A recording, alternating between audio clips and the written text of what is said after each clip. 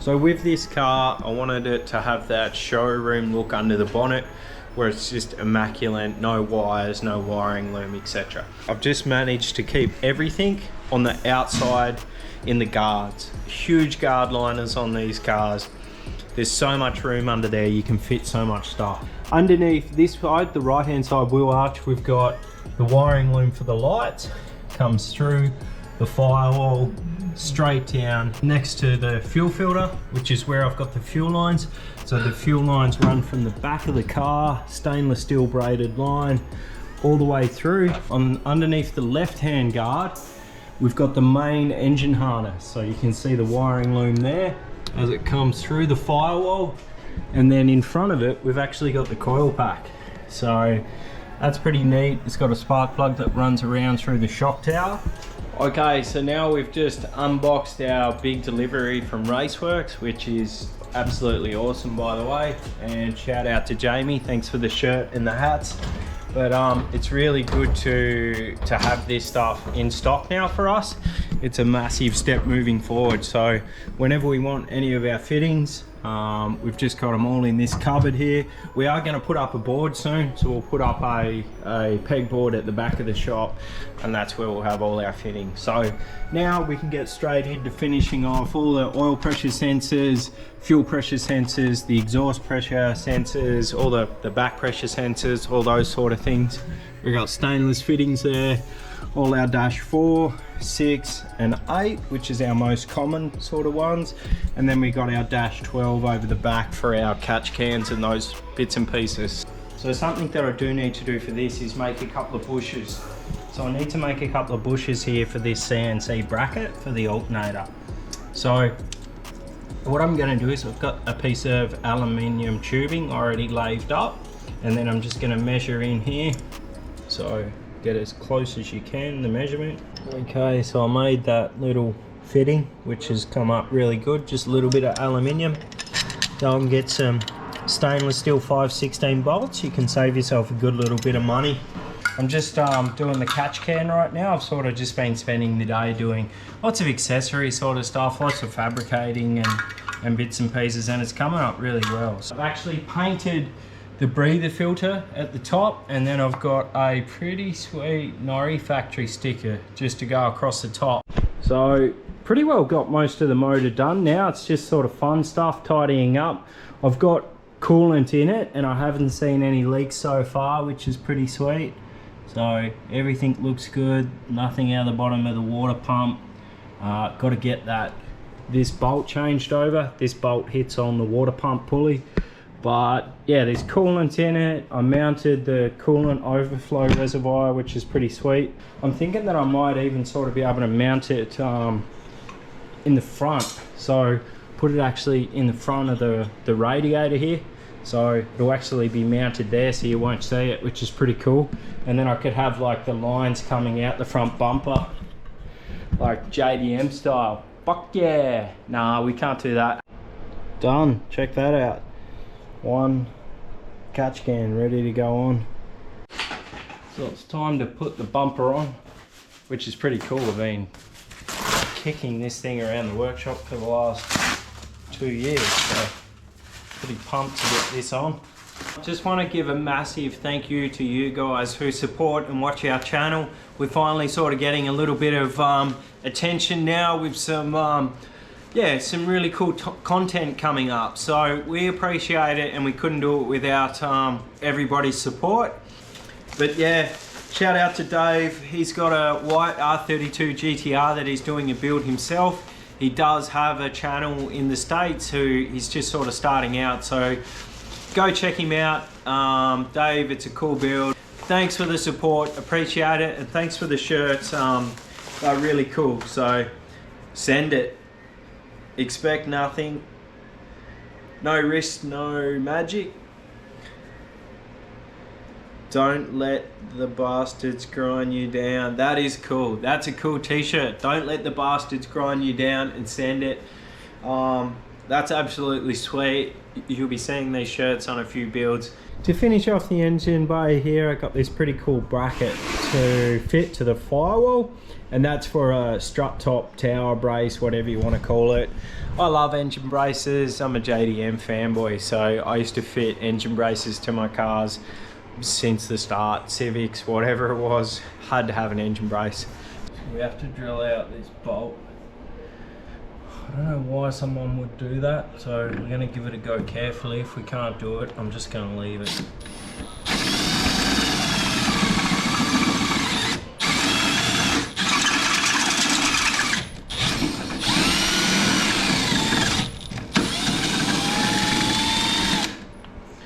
Wasn't too bad at all. We've got a fair bit done. We've got the whole front bumper on now. The front bezel, or whatever you want to call that, and then the front apron. So believe it or not, but there was 3 or 4 days work in getting all that on, and I'm not finished yet. So once we've got the grille hard in, we can get the running pony, which is up there, and finally get the pony back in the grille, get the front bezels all lined up so everything's perfect. And then just going to go around and change all the bits of crappy hardware that the painter put in, like black screws. We'll change them over to nice shiny stainless stuff. I've never actually used Dash 3 fittings before. This is new for me, so they are pretty small. Look how tiny they are. It's almost cute. So that's a Dash 3, which will go on the bottom of the coolant overflow bottle. I've already done the catch can, which is in Dash 12, so the big boy stuff. The catch can's hidden away. You can sort of see it down there. For the coolant overflow bottle, I'm actually using steel braided line, and it's a little bit difficult. One, because it's so small. Dash 3 is tiny. I don't know if anyone's worked with Dash 3, but it is so small. The second thing is, with the fresh paint, this stuff is so abrasive, and it's really tricky to like feed it down without it actually scratching anything. Okay, so I've nearly finished the overflow bottle now. I've run it all through, put the Dash 3 fitting underneath, run it up the side of the radiator. I'll put some P-clamps on it when I know exactly where it's going to go.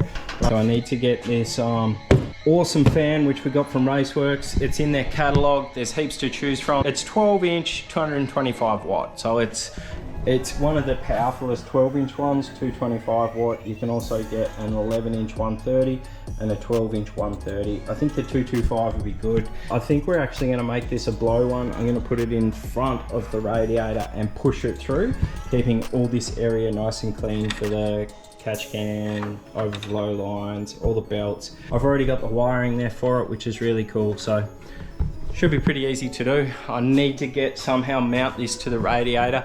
I'm not a huge fan of the kits that mount them like zip ties through the radiator fin, so let's see if we can make a bracket.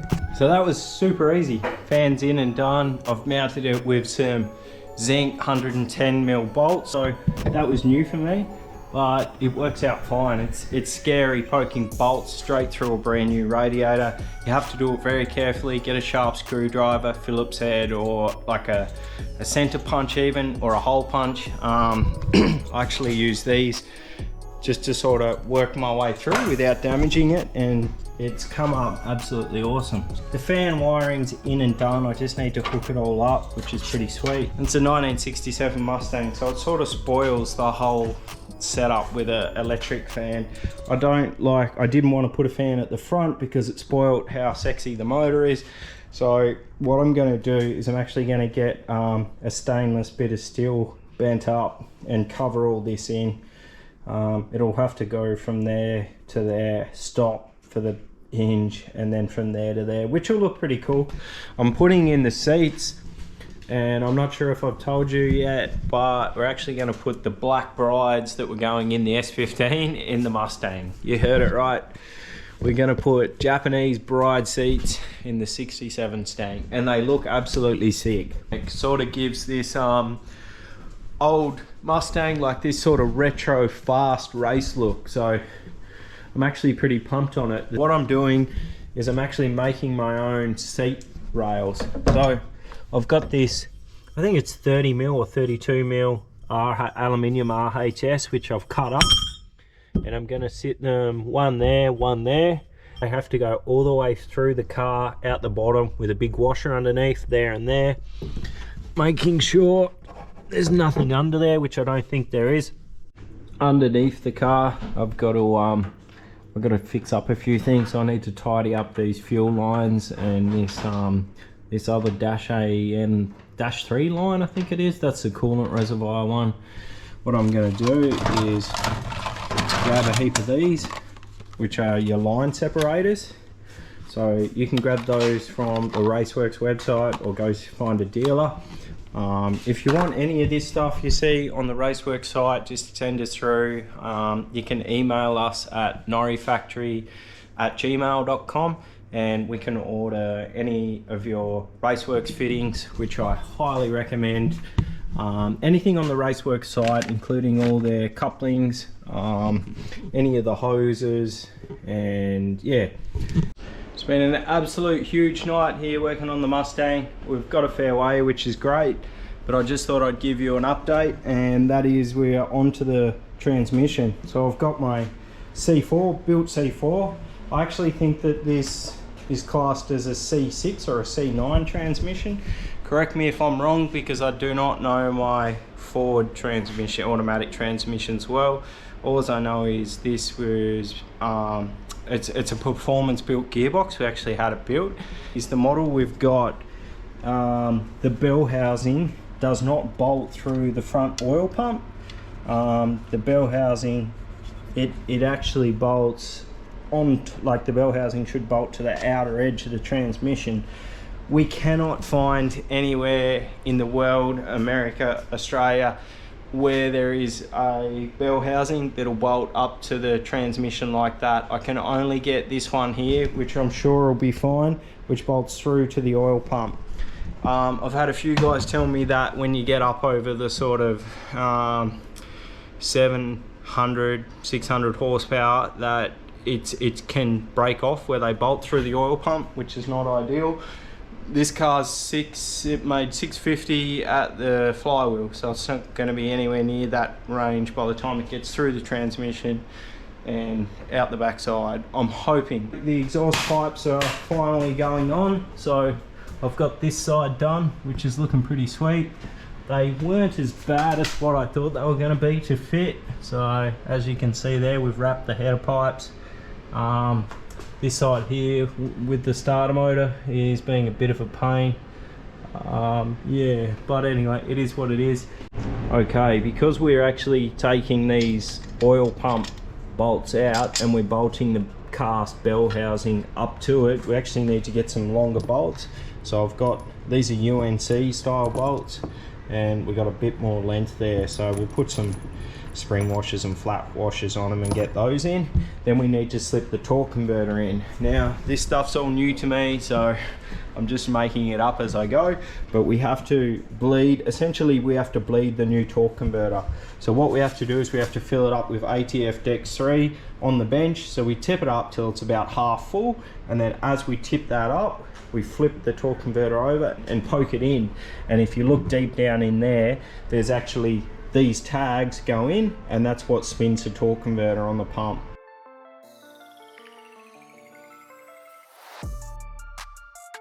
So it's one thing I do know for sure when you're putting in a torque converter, is that it actually needs to slide in 3 times. So not 2, but 3. So you'll feel it go in, it'll go once, then there'll be a second clunk, and then most of the time there's a third sort of clunk, and it will fall back in place. Okay, so the next step for the Mustang is, now we've got the torque converter in, we've got to set up the B&M Pro ratchet shifter. So I've got that out there, and it comes with these brackets. So there's different brackets for different transmissions. I believe that's like the Power Glide, Turbo 400, Turbo 300, C6, and then we've got our C4 one here. And so far it hasn't been too bad. The instructions are pretty clear. Well, actually the only thing that I'm unsure of is where I've got the shift lever mounted in that position. So that's neutral is second back from all the way forward. However, this is a reverse shift pattern transmission.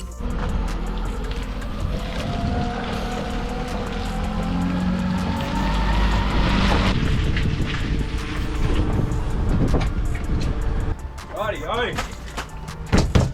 Big package arrived from Kudos. So this is full of aftermarket Nismo and Nissan stuff for the 32. I'm keen to get in and have a look. So this here is actually pretty cool. They were very hard to track down. So it's actually a genuine set of Nismo N1 side skirts. So not copies, not fake ones. These are genuine Nissan N1 side skirts. They are worth the extra money. You pay these things, they fit, they go straight on, there's no gaps, it's easier. You'll actually save more money by buying genuine N1 side skirts than fitting fake ones and having the Bodyworks team spend hours and hours and hours on trying to do it. So pretty exciting. That's so sick. That's the rear spat. I love it when you're opening up packages and you forget shit that you actually ordered, and then you see it and go, fuck yeah, check this out. This is an oversized sway bar. So I didn't think I really needed it, but one of the boys come in and couldn't believe that I didn't have oversized sway bars, that I was running the standard ones. So let's put a good set of thicker ones in. Apparently it changes the ride completely. They aren't over the top, they're just a little bit thicker. I'm going to get these powder coated black. I don't like them silver, so we'll unpackage them and get them sent away. Just a quick update, we've come down to Brisbane, to heading right now to Frenchys Performance Garage, his workshop, and he has that absolute mother load of insane parts. We've got the new engine all the way to the driveline.